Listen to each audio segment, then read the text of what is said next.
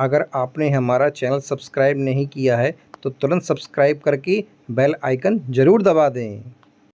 एक बिल्ली और एक लोमड़ी में अच्छी मित्रता थी। वे अक्सर एक साथ समय बिताया करते थे, साथ खाते, साथ खेलते और ढेर सारी बातें करते। उनके दिन बड़े मज़े से गुजर रहे थे। लोमड़ी खुद को बहुत चतुर समझती थी और जब भी चतुराई की बात चलती, वो बिल्ली को नीचा दिखाने का कोई मौका नहीं छोड़ती थी। बिल्ली को कभी कभी ये बात बुरी लगती थी, लेकिन मित्रता के कारण वह इन बातों को तूल नहीं देती थी।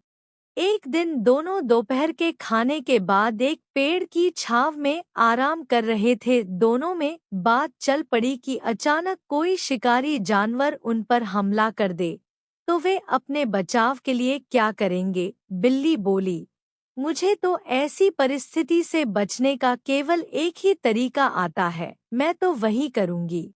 यह सुनकर लोमड़ी हंसने लगी और कहने लगी, बस एक ही तरीका? अरे बिल्ली रानी, एक तरीके से तुम शिकारी जानवरों से कैसे बचोगी?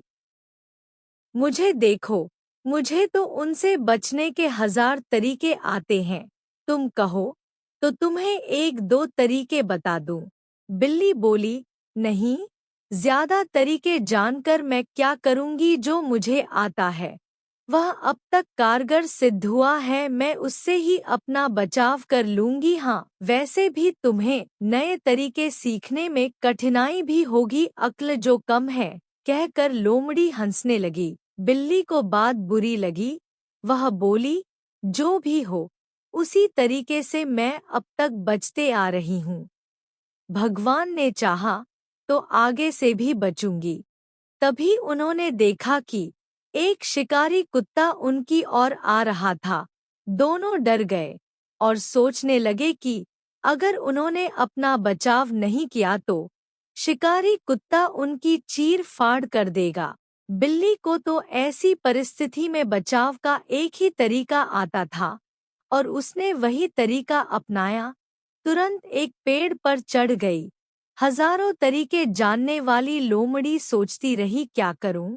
शिकारी कुत्ता निकट पहुंच रहा था और लोमड़ी तय नहीं कर पा रही थी कि कौन सा तरीका आजमाया जाए।